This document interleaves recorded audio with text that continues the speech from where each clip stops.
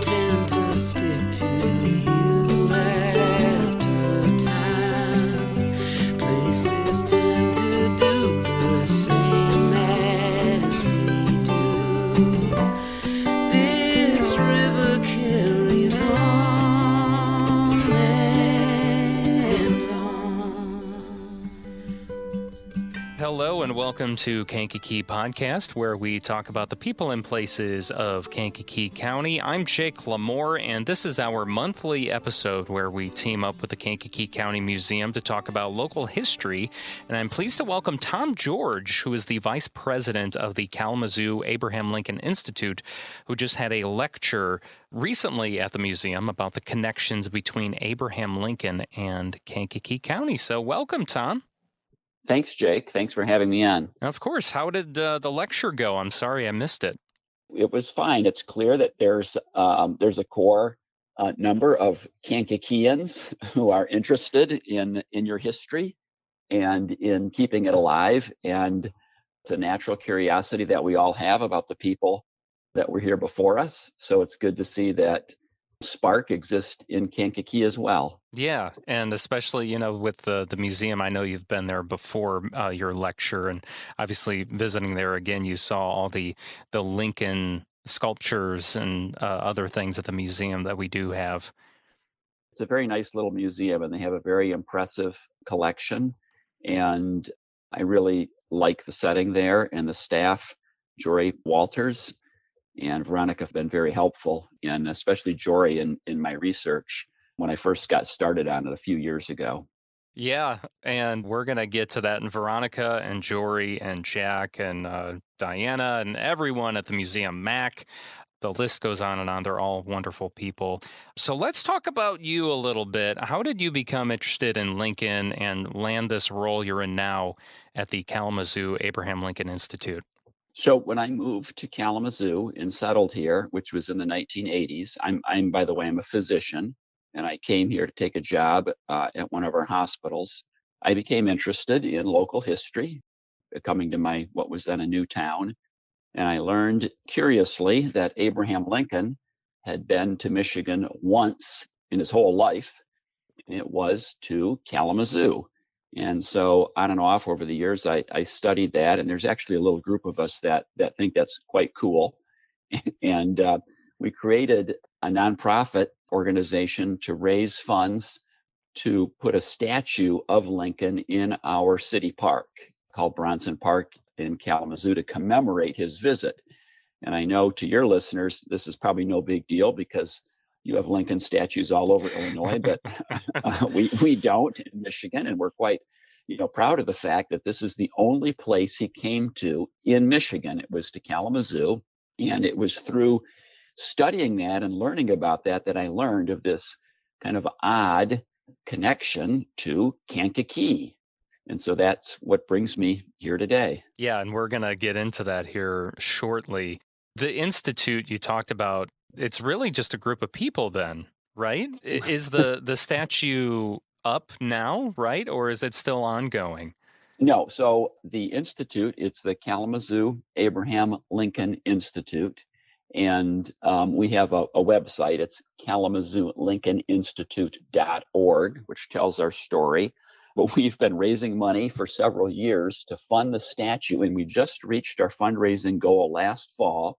And we commissioned a sculptor. We had a process to look at models and bids from sculptors, and we selected one in Indiana. His name is Bill Wolf, and he is finishing the statue now, and it is slated to be installed this August. It'll actually be August 27th, which is the anniversary of his visit. Of course. So we're going to install it. And, this process, these things are complicated because we had to get permission from the city commission, and you have to adjust the lighting and the landscaping in the park, and of course raising the money for the statue, and the price of metal has gone up. Oh my gosh. So it was really a big project, but a labor of love. And as part of that, we wanted to promote the fact that he was here in Kalamazoo, but also to look at more what brought him here. What did he talk about? What was going on at the time? So it's fostered, a little academic research into his visit. That's my interest. And we've actually published 3 or 4 papers in peer-reviewed journals, history journals, about Lincoln and his trip to Michigan. And these came about by reviewing, the primary sources of the day and trying to put the pieces together as to what brought him here, why he would come, and what he said, et cetera. And that's where we get into the Kankakee connection. So you've been researching this for, if I remember, at least 10 years or longer. Yeah, on and off. So I have a job. So right, you're a physician. It's just been a hobby, and you've served as a state legislature for Michigan, of course. Yes. So so you're a busy man, but on and off you've been researching this for about 10 years, and so Lincoln's trip to Kalamazoo actually has something to do with Kankakee, and where does that come into play? So I have to set the stage, I think, a little bit, Jake. It'll help understand it. First, he came to Kalamazoo in 1856. So it's 4 years before he's elected president. He's not president yet. And in fact, it's 2 years before his debates with Stephen Douglas and his run for the U.S. Senate from Illinois. So it's 1856. And he comes here to speak at a campaign rally on behalf of the first Republican presidential candidate, who was John Fremont. So Fremont would lose, and then Lincoln, would be the next Republican candidate 4 years later. But Lincoln was helping the Fremont campaign, and he gave several speeches in Illinois. But he was invited to come to this rally in Kalamazoo. And what makes it somewhat odd is that it's the only time that year, the year 1856, it's the only time he left Illinois. So he traveled a lot within Illinois as a lawyer on the circuit court, as your listeners know, in central Illinois. Kankakee was not part of that circuit. So he traveled extensively in his law practice, but he actually rarely left the state. And the year before, 1855, he had only left the state once. And the next year, 1857, he only left the state once. So this was a kind of a rare excursion. And in fact, if we look at the letters that he wrote during this period, and they're available because researchers have collected all of his writings and they published them in a 12-volume set in 1953. They edited them and published them. So they've been transcribed and published, and it's online. You can find it. It's called The Collected Works of Lincoln. But if you go to this time period and you read the letters he wrote, he turned down invitations to go to 2 other out-of-state rallies. And he explains in those letters, I'm too busy. It doesn't help to bring in somebody from out of state. You don't need me. I don't have the time, et cetera. So why would he say that to those invitations and yet come to this one in Kalamazoo? And Kalamazoo, for him, it's a big trip.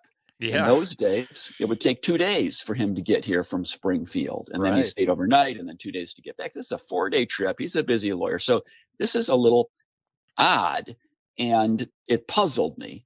And so the answer to why he came lies in a letter he wrote. He gives a little clue, but the clue has been obscured because somebody apparently scribbled over part of the letter, and it made it difficult to read. And so when it was transcribed by the editors of the collected works, they mistranscribed one of the words, and that holds the key and the answer to the Kankakee connection.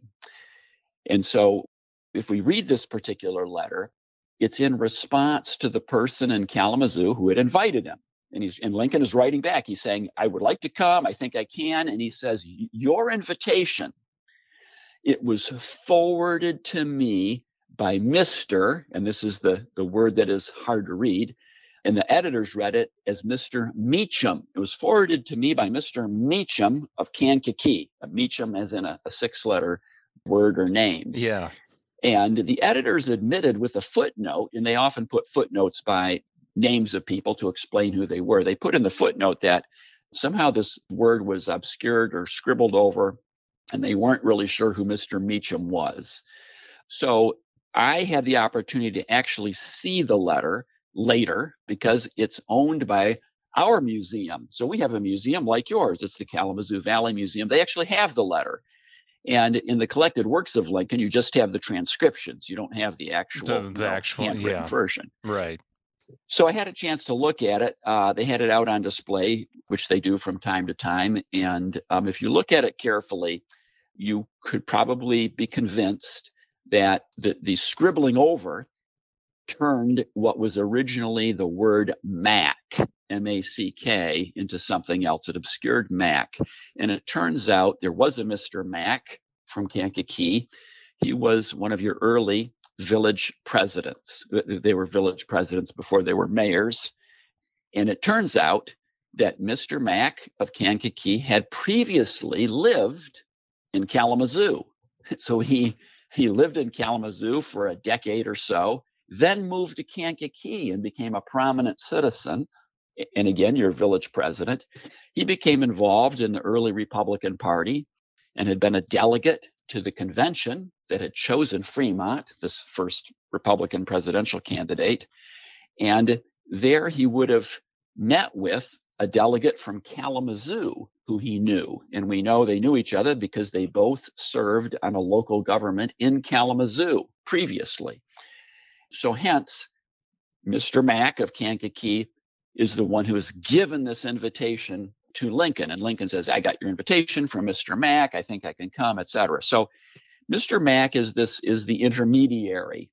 He's the connection between Kalamazoo to Lincoln via Kankakee.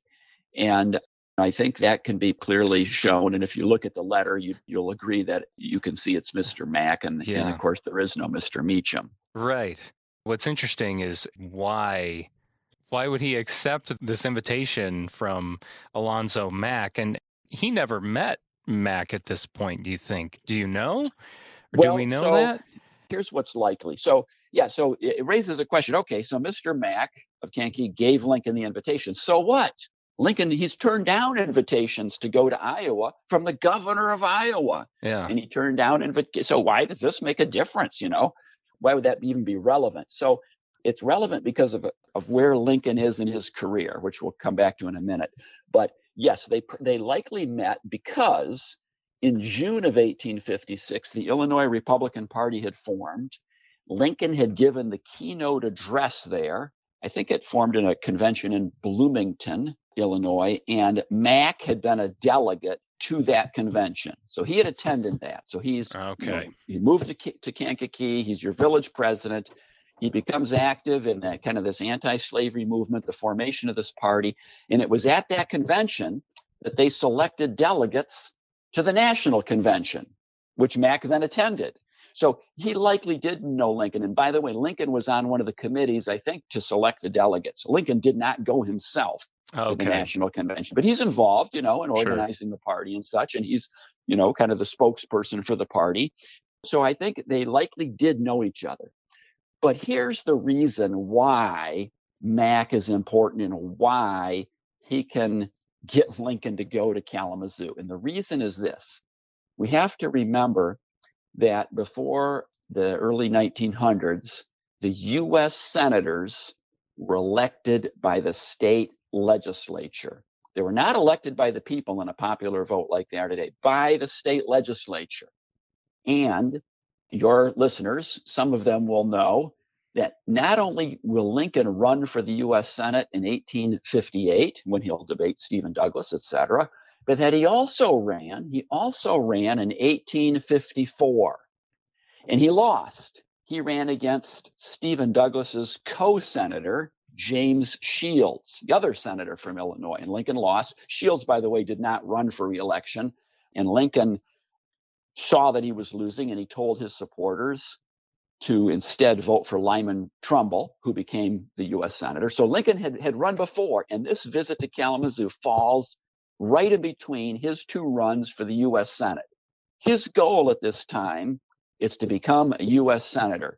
In 1856, he's gearing up to run again in 1858. And if we look at the votes of the legislators from that 1854 election, and here's the sequence of events. Here's how it happened. The legislature was elected in the fall of 1854, in November, like they would be. Then they convene in January. They're sworn in and they convene in January. And if there is a Senate race, which there was, then they meet in joint session, the House and the Senate, something very unusual, which we don't see today. No, that doesn't happen.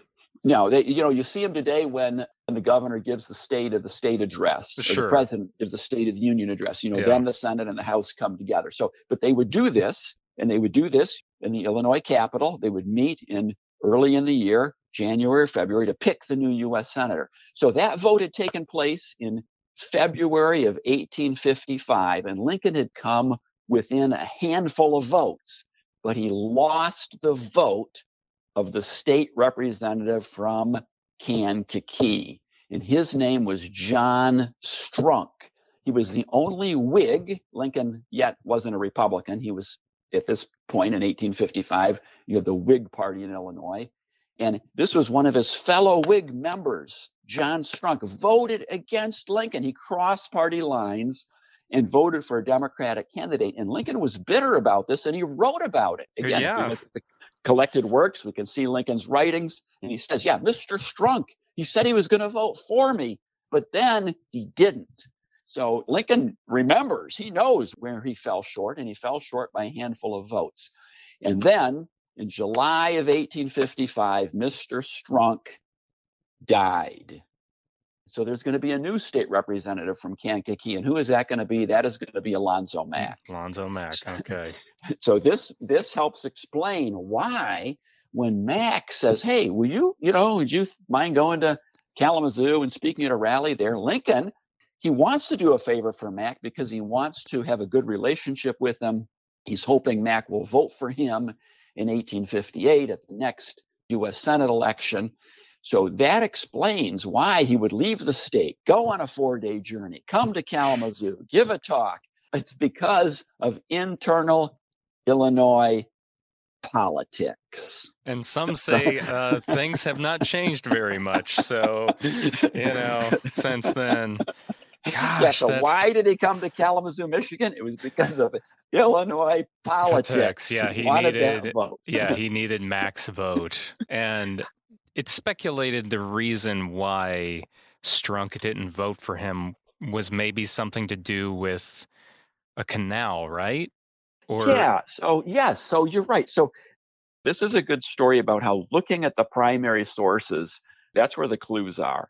And a primary source, is a letter, a diary, a newspaper account from the day. And again, if we look at Lincoln's writings, he analyzed his loss. He wrote to some friends and he explained, I came short, but Mr. Strunk voted against me and I didn't get this guy's vote, et cetera, et cetera. And then he says all the members around the canal seem to be allies of Governor Madison. So Governor Madison was Joel Madison, the Democratic governor at the time, and he became a surprise candidate partway through the voting. I think they voted 10 times. And Lincoln says, Madison had gotten the support of the members around the canal. So what is he talking about, the canal? He's talking about your canal, the Illinois-Michigan Canal, the I&M Canal, which Lincoln had supported when he was in the legislature. This was going to be the highway for commerce, for the highway for the future. He supported building the canal. It was built. It was opened in 1848, I believe. But there were canal politics that underlay some of the dynamics here. So even though Lincoln had supported the canal, and you think, canal area legislators, well, they should like him. Yeah. Well, it turns out that after the canal was built, neighbors, people along the canal, people in Kankakee, people in spaces along the rivers, the waterways leading to the canal, some of them were aggrieved because their water levels were affected as water was diverted into the canal, and that affected their land values, their properties, the function of their mills, etc. And so some of them sued the state. Actually, they sued the Canal Commission. And there were a number of these suits, and the Canal Commission first they had hearings. They appointed 3 lawyers to hear these cases and then to decide on their merits, whether they should be compensated or not. And Lincoln was one of those lawyers. He worked for the Canal Commission defending it against these claims. Later, a legislator from your area, I don't know that he was from Kankakee, may have been from Joliet, Uri Osgood, a state senator, he later introduced a bill that would say we'll just pay the claims, regardless of what the judges have adjudicated. And Lincoln was hired to lobby against that bill. He actually testified in the legislature in the Illinois Senate saying, don't vote for this bill. So who's in favor of it? Well, it's the canal area legislators on behalf of their constituents, are looking for payouts because their water level changed or they lost their land or whatever. So it's entirely possible that Mr. Strunk and others were not happy with Lincoln because he had fought against their initiatives to get claims for their constituents related to the canal. Strunk was for paying all of those claims. Yes. Yeah. Okay. And so, that makes sense. You're the legislator in that area and your constituents are coming to you and complaining, the state did this and this, come on, help me out. Yeah. Especially you got mill owners coming up to you and being like, hey, I can't run my mill. The water levels is way too low. And right. I mean, that was one of the. Exactly. Yeah. So. Exactly. And exactly. And I think, in fact, Mr. Strunk or his family had a mill on the river at one point. Okay. So you have that. There's also, I'll just throw one other thing out there. There's also some suggestion that Governor Madison, so he's the Democrat who jumps in the race in the middle, and he's the one that Strunk voted for, and these other canal area legislators. There's some suggestion that he may have offered bribes. And this is kind of secondhand, and it comes a little later. It's hard to know for sure.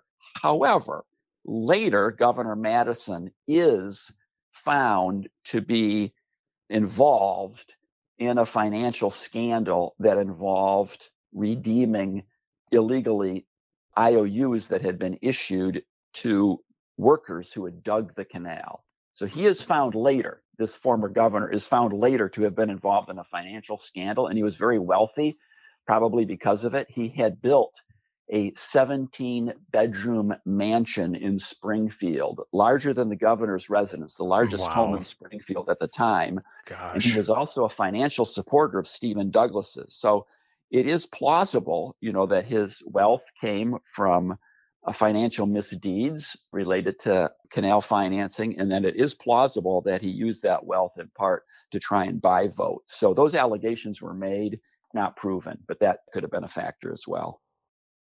Getting back to Alonzo Mack, he was involved in that scandal, or supposedly was linked to that financial scandal, right? Or was that a different one? That was a related one. Yeah, we should talk about that a little bit, but let's just add one little thing. And so Alonzo Mack is elected to replace John Strunk. He does win the election. He is the state representative then from Kankakee, and he will go on, by the way, to be your state senator for 2 terms or 2 or 3 terms. So he serves in the legislature from Kankakee, and he does vote for Lincoln in that race against Stephen Douglas. So the new legislature is elected November of 1858, and then they convene in January of 1859. They vote in February for the U.S. senator. Alonzo Mack votes for Lincoln, but the conclusion is foregone because the Democrats have maintained the majority in both the Illinois House and Senate. So despite Lincoln's work in trying to round up the votes, Republicans didn't win enough seats, and Stephen Douglas is reelected. So Lincoln's effort, he did get Alonzo Mack's vote, but it wasn't sufficient to make him a U.S. senator. And so Stephen Douglas is reelected, but Alonzo Mack now is state representative, and he's put on the finance committee. And not long after this vote, just a few weeks after, it is discovered that the former governor, Governor Madison, had been illegally redeeming what were state-issued IOUs that had been issued to vendors who had dug the canal a decade earlier. So now he's the former governor. He's been found to have redeemed these illegally. There's an investigation, and during the course of the investigation, the governor, his explanation is that he unwittingly bought these IOUs. They were called scrip, SCRIP, scrip. Okay. It looks like a check, and these were issued to the people that dug the canal in the 1840s. And if you read the fine print, it says, "This is a check to you, Jake. It's for $5, but it's to be paid when the money is in the bank." So don't take it to the bank today. It's to be Yeah. paid when the money is available. So this was script. Eventually, it was all paid out. The vendors were able to collect on it. Again, this had occurred a decade earlier.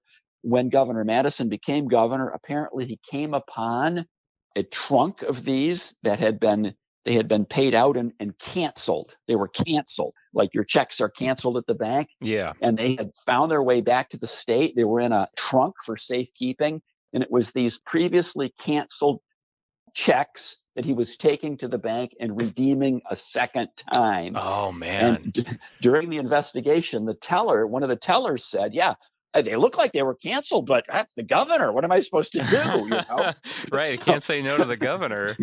So he redeemed thousands of dollars worth of these over probably during the period he was governor and then after. And again, this may have been, much of the source or some of the source of his wealth. So there's an investigation into this, and his explanation, the governor's, is that, well, I bought these on the market. I'm a speculator. I bought these from someone. I don't remember who they were from, but I didn't realize they were canceled. And he says, I did buy these, but I did it innocently, so I will pay the state back. So he agreed to pay the state back, and the state accepted this arrangement. Again, a Democratic legislature, Democratic governor, they passed a bill saying they would accept that. And so the investigation into him kind of eventually fizzled out. But during the course of the review of the finances, it was also discovered that the current governor, the new governor, William Bissell, a Republican, that he had authorized paying out a class of bonds that had been previously devalued by the state. So the state had issued some bonds. They were $1,000 notes. They had been bought by investors, but they had only been bought at $250 roughly per note because the investors didn't trust the state. So the state couldn't get the $1,000. They sold them at auction for $250. And the state then later said, because you bought them for $250, we're only going to pay you $250 plus interest.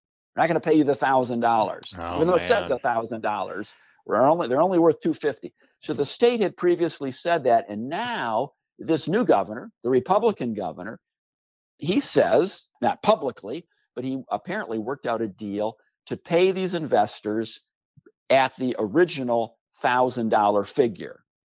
And some of the bonds had already been redeemed at the lower figure. Some of the investors had taken that. But this is what Alonzo Mack was apparently involved in. And we know this because of letters that Mack himself wrote to the newspapers. When it came to light that this transaction was occurring or had been approved by the new governor, Mack defended it. He wrote a letter explaining, the investors, they bought them at auction, but they said 1,000 and the state devalued it, but we think they should get 1,000.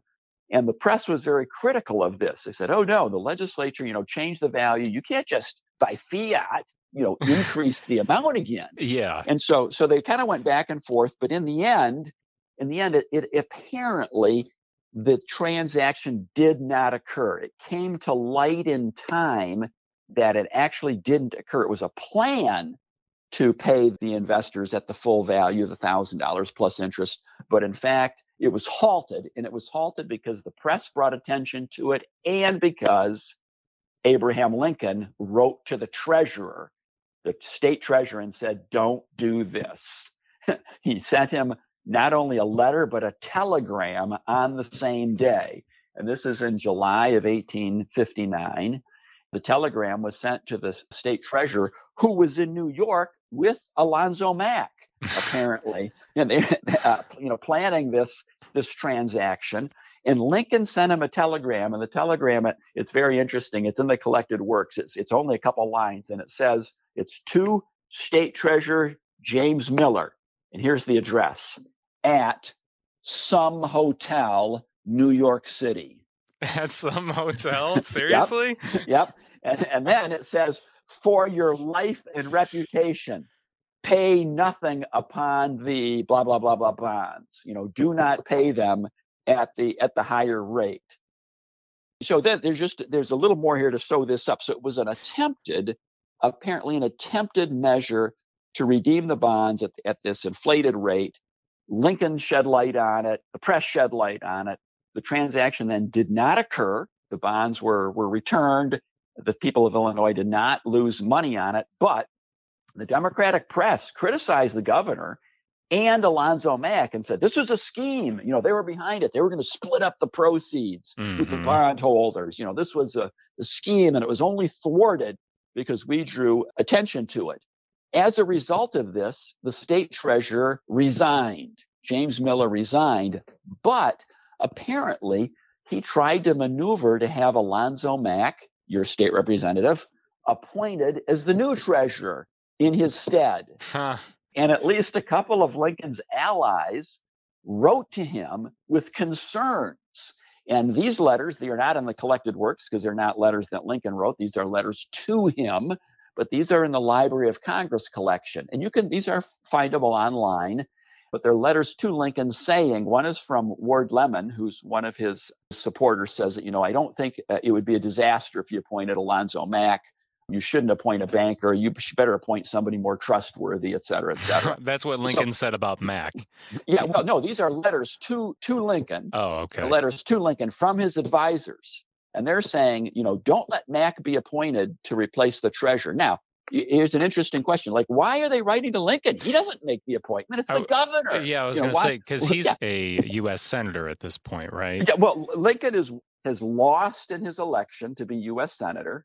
He lost to Stephen Douglas, so he's returned to his law practice. Oh, that's right. So he's not even sitting. He's not in office, but he's being considered for the Republican presidential, nomination. I mean, he's one of he's like a dark horse candidate in 1859, and of course he will be nominated in 1860. But why are they writing to Lincoln about this? He doesn't appoint the treasurer. Well, It turns out that the governor, this Republican governor, Governor Bissell, is very ill. And he's been ill the whole time he's been in office. And in fact, Lincoln says that the bondholders were taking advantage of him in his infirmed condition. They persuaded him to do this, to accept this plan in his illness, that his judgment was clouded. And so Lincoln says this in a letter, but it leads one to think that Lincoln and maybe some others are now making the decisions for the governor. We don't know that, but I mean, the governor's in the governor's residence, this Republican governor, Governor Bissell. Lincoln is at home in Springfield. It's just a couple blocks away. You get the impression that his colleagues are writing to Lincoln and saying, don't let Mack be appointed treasurer. Well, what does Lincoln have to do with it? Well, he could just walk over to the governor and tell, the governor and suggest. So it turns out that when the treasurer resigns, Mack is not appointed the new treasurer. One of Lincoln's friends is. William Butler is appointed, and he is one of Lincoln's other allies. So it does lead one to suspect that Lincoln did have some say in the outcome of this appointment. Maybe they were writing to Lincoln about this because of his connection to the Republican Party, right? Yeah, sure. They know that he's well connected and he has influence over the governor. So maybe he could make it happen. But the point is that here's a couple of these Lincoln's colleagues, and they're suspicious about Mack. Right. They're like, we don't appoint him because he was kind of involved in these transactions. So it'd be better to pick somebody different for the sake of the party and then get this past us. So William Butler is appointed instead of Mack. Mack remains in the legislature, and a couple months later, the Governor Bissell, died in office. I think he's the only Illinois governor to die in office. So he was ill. This also confirms, what Lincoln has been saying, that, the governor's ill and they've been taking advantage of him. It lends some credence to that argument. So the governor passed away, and actually Lincoln and his law partner, William Herndon, they handled Governor Bissell's estate. So he passed away in the spring of 1860. Would not be long after that Lincoln himself then would be nominated, would receive the Republican nomination for president. So the connection is, we got Alonzo Mack and we got Strunk. What other connection is there that you discovered, or is that pretty much the premise of it? Well, I think that's pretty much the premise of it. And so to summarize, Lincoln's visit to Kalamazoo, Michigan, oddly, is the result of internal Illinois politics, where Alonzo Mack asked Lincoln to go to Kalamazoo, and Lincoln says this in a letter he wrote. And why would that make a difference? It makes a difference because Alonzo Mack is going to have a vote for the next U.S. senator, and Lincoln is running for that. And so Lincoln wants to be that senator. There's only 100 in the Illinois combined House and Senate at that time under your Constitution. Mm-hmm. I think there were 75 House members and 25 in the Senate. So there are only 100 people in Illinois who are going to vote for the next U.S. senator. And Alonzo Mack was one. So that's why, he's important to Lincoln and why Lincoln would follow, or why Lincoln would do something that Mack requests, which is go to Kalamazoo. So then Mack is elected. He votes for Lincoln, but it's not enough. Stephen Douglas wins. Mack enters the legislature. He's on the banking committee. He's involved in some financial dealings, which are questionable, or at least a plot to have some questionable financial dealings, which apparently is thwarted because of the press and because of Lincoln's involvement. And it came to light because of an investigation into the earlier governor's scandal, redeeming Canal Scrip. It was a review of the finances that revealed that this other transaction was taking place. Mack, though, he goes on to have, despite that, a successful career in the legislature. And it may be, it's hard to know with the passage of time. We have to be careful about jumping to conclusions. The fact that Mack was involved in this, some would say the bondholders are entitled to $1,000. That's what it said. It said state of Illinois, $1,000. And then the legislature changed the rules, and said, no, they're only worth $250. So you can make a case that somebody advocating for those bondholders, they're, looking out for their interests, that is a legitimate function of the legislature. Of course, we don't know if he held any of those bonds himself or not. Yeah. So we really don't know. So I hate to, jump to conclusions about his guilt or innocence without knowing more. But it is safe to say that it did not seem to affect his career. He was reelected several times and moved on to the Senate. And then we should add that during the Civil War, as was common during the time, he was appointed by the governor as an officer, and he led the regiment that had been mustered in Kankakee in the Civil War for about 6 months. He was the commander. He was the colonel, I think it's of the 76th Infantry Regiment from Kankakee, went to war during the Civil War. And at the time, he was still an Illinois state senator. And during this time, there were votes that were taking place in the Capitol in Springfield. And there was some need for him to return to vote. There were some questions about having enough votes to support the war effort, et cetera. And so he served as the colonel of this regiment for half a year or so. But then he was relieved of his commission so that he could return to Illinois and work in the Senate and vote because they needed his vote to continue the war effort. So he's also a Union veteran. And, he served and then he returned to the Senate. And then eventually, later, after the Civil War ended, he moved to Chicago where he died. But his burial is in Kankakee. He's buried in your limestone cemetery in Kankakee. Yes, I remember we talked about that before. And it's just fascinating to hear the connection between Kankakee and Kalamazoo and how Lincoln is tied to it. And I'm very thankful that we were able to do this and really appreciate your time and sharing this with us. It's just really exciting. I should mention, Jake, that there are several unanswered questions. Oh, yeah, that's what I was going to get. Like getting to, that was what I was going to say. Getting to his, Mack's name being scribbled out. That's one thing I keep thinking about, too, and wondering if it had anything to do with the possible scandal or if it was an accident or. That's a good question. Did somebody intentionally try to obscure his name? In this letter that Lincoln wrote, somebody later, again, the letter is in Kalamazoo, somebody that maybe knew Mack and decided they didn't like him or didn't want this connection to be apparent. Did somebody scribble over it because of that? That's a possibility. It looks fairly deliberate if you actually look at the letter, but we don't know that. there are several open-ended questions, and I kind of throw those out there to students of Kankakee history. You may be able to help fill in some of the gaps. One is, why did Alonzo Mack leave Kalamazoo in the mid-18 or early 1850s and move to Kankakee in the first place? He had been in Kalamazoo for a decade. He was involved in local government.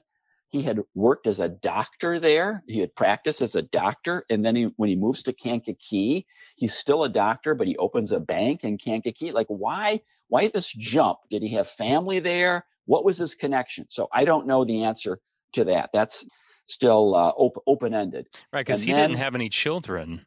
Apparently not that I've been able to determine. So what was the draw? Why did he go to Kankakee in the first place? Yeah, it's very unusual because his wife was from Michigan, right? I believe she was from Michigan. It looks like they were married while he was here. So then why would they pick up and move? And so that's an unknown. And there are several other kind of, open-ended questions about him. So, one is, I don't have a picture of him.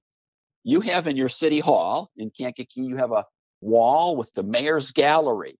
You have illustrations of all your mayors. And when I called the mayor's office, when I called City Hall a few years ago asking if they had a picture, they said, "Oh yeah, we've got the pictures. They're all on the wall here." And I said, "Can you take a picture of Alonzo Mack and send it to me?"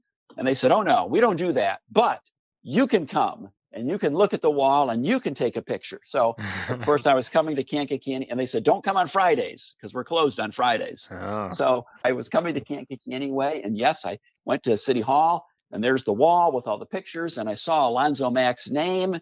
But underneath it says, "No photograph." I swear I've seen a photo of him from when he was in the Union Army, though, right? Isn't there? No, I haven't found one. So if you find one, you send it to me. Okay. Yes, yeah, I will. have not been able to find a picture. Okay, I could have swore, because I was doing some digging the other day, and I could have swore I saw a picture of him in uniform, but I could be making that up.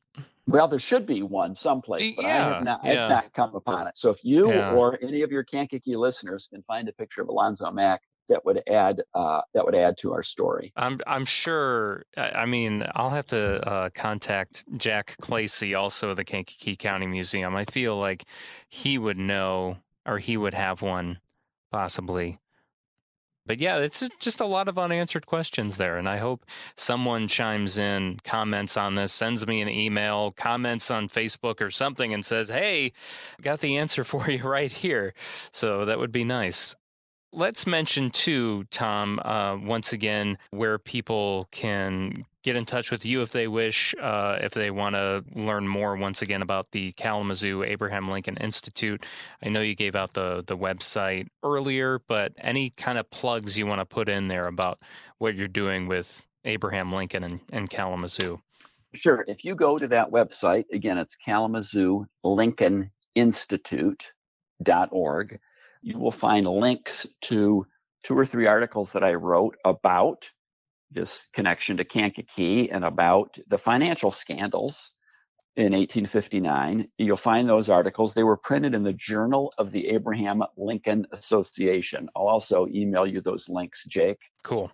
So they have all the references. They have all the citations. They have all the details. And so, listeners who want more information should look there.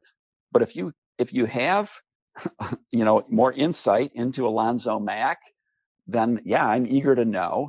And I can be reached just at my personal email. It's tomgeorge.md@gmail.com. And I would welcome any input from any of your listeners who might have insight into Alonzo Mack and his activities in Kankakee. Yeah, I'd be fascinated to know, and you'll be the first person I reach out to, be like, "Oh, I found something you might like." So thank you again, Tom, and thank you for visiting Kankakee, by the way, too. I'm glad that this connection came about so you could become more familiar with the Kankakee region and the museum as well. So this has been a lot of fun. Yeah, my pleasure. Thanks, Jake. Thanks for having me on, and thanks for the work you're doing to shine a light on the history of Kankakee. That concludes this episode of Kankakee Podcast. I'm Jake Lamore. Thank you so much for listening. Please follow or subscribe to us on your favorite podcast platform so you don't miss any upcoming episodes. Find us on Facebook, Instagram, and LinkedIn at Kankakee Podcast. And if you're interested in being a guest on the show, advertising, or being a sponsor, you can email me at jake@yourpathfinder.io. Kankakee Podcast is a production of Pathfinder, a full-service marketing agency. You can learn more at yourpathfinder.io. Our theme song was written and performed by Lupe Carroll and recorded by Daniel Bishop. This river carries on.